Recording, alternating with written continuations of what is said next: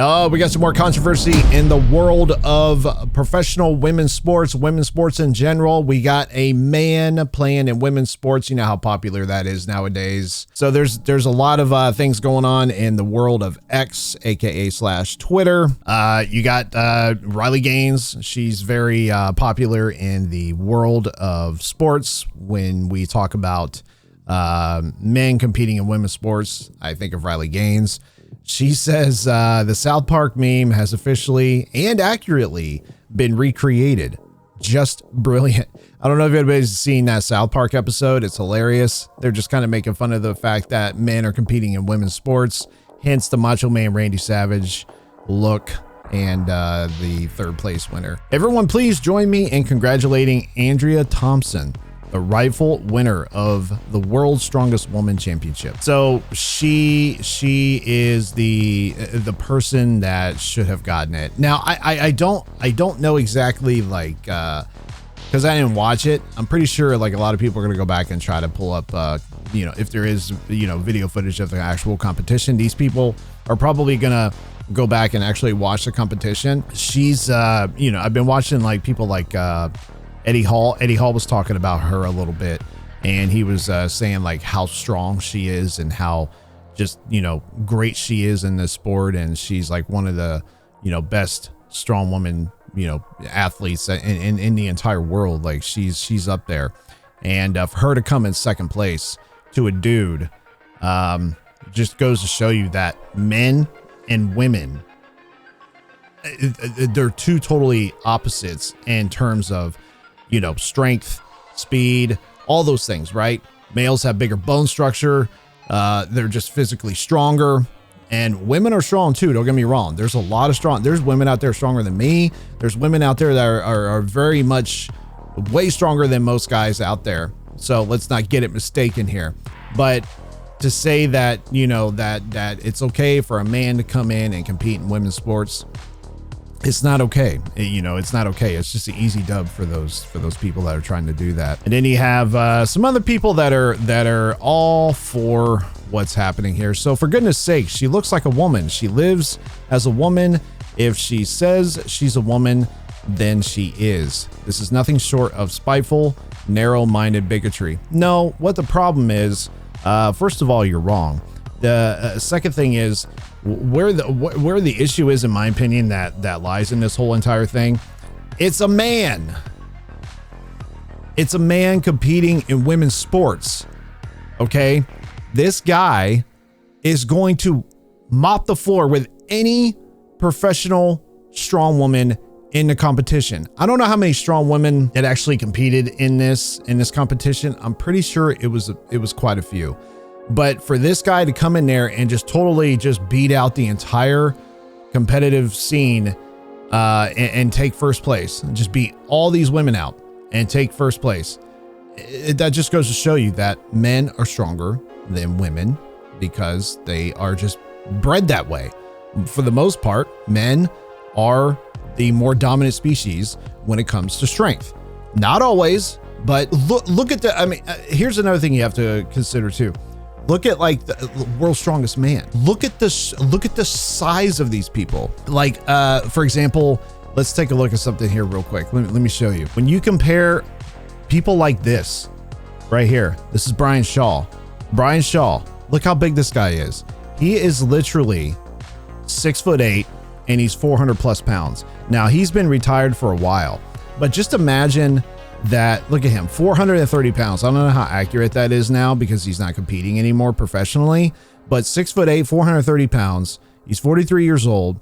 This guy right here, let's just pretend that he's even 50 years old. Could you imagine this guy going into World's Strongest Woman competition and saying that I'm a woman now? He identifies as a woman. He goes into the field. He would crush it. Literally crush it. It wouldn't even be fair. There's no competition here. This guy would just, I mean, and not just him. You got guys like Eddie Hall. Eddie Hall. This guy, 6'2", 362 pounds. He had the deadlift world record at one point. And just guys like this. Just imagine if guys like this was going into strong women competition. I mean, it wouldn't even be fair. That's what I'm trying to get at. And then you see Andrea Thompson. She's the second place runner up. She's obviously pissed off, and rightfully so. She's walking off the stage. She's kind of just like, I'm over it. I'm done. Can I leave here now? And she knew that she won this competition. Andrea Thompson knew that she won this competition, and she was pissed off, and rightfully so. You know, you can't just, she knew what she was competing against, and she knew that she had a major disadvantage, and she probably knew that she wasn't going to win. Hi there, my name is Morgan Irons, and I'm a pro-strong woman from the United States, and I came on here to address the issue that has been brought to light within the strongman community within the last 24 hours. There has been an individual, Jamie Booker, who has been competing as a biological male within the women's division of strongman. Yep. I just want to preface with the fact that I have no ill will or hatred towards the trans community in any way, shape, or form. Now, don't get me... You are free to be exactly who you want to be. And that's exactly right. If you want to go and be whatever you want to be and do whatever you want to do, there's nothing wrong with that. If you want to go out and change your appearance, people do it all the time. If you want to change your appearance, change your name, change the way you look, this is America. You can do whatever you want. That's your right to do that. So don't get it mistaken. This world, as am I. But at the end of the day, this comes down to a lack of transparency and honesty. This individual competed in the women's division as a biological man, plain and simple. Yep. As a woman, this is very, very frustrating because their participation in the women's division has taken away prize money, podium finishes, national bids, and a pro card from biological women. Yeah, you have to understand that too. Like, a lot of these women worked very hard to get where they wanted to be in this competition. They trained for months, if not years, for them to put in that time, that effort, and sacrifice their bodies, putting themselves through literal hell and hours upon hours of training, dieting, and just all the things that they needed to do to prepare for this competition. And you know, becoming a professional, getting pro cards. I don't know how that works in strong women or strongman competitions. But for them to prepare themselves mentally and physically and to go in there and to just be crushed by a biological male is it's not a good feeling. And it's not fair, man. It's just not fair. The individual at hand has also raised... Oh, don't forget too, if you're a woman competing in a sport against a biological man, you're battling for second place. The chances of that person getting first place in your sport is pretty high. So a lot of these women, unfortunately, are going to be battling for that second place spot. Money under false pretenses to get to these competitions, with many contributions coming from women within the sport. This needs to be addressed as soon as possible by every federation. So how did that even get past the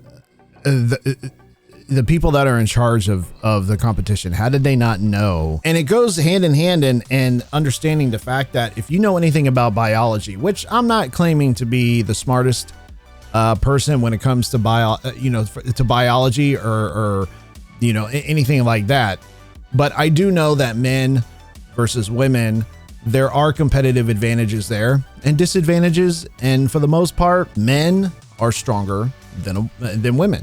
That's just a fact. I know that's unpopular with a lot of people nowadays, but that's the reality of it. Men are stronger than women. Not all the time though, but competitively, yeah, men are bigger in bone structure. They're bigger in terms of muscle. Unless you're doing a little something with the steroids, and that's a whole nother topic in itself when it comes to weightlifting and using steroids in the competitive scene. Then at that point, listen, I have seen a lot of big physical women out there that are huge, that are bigger than most men, right? But on the competitive scene, especially in a professional scene, that man is most likely going to dominate you in a women's sport. And that's just the reality of it. That's the biology of it.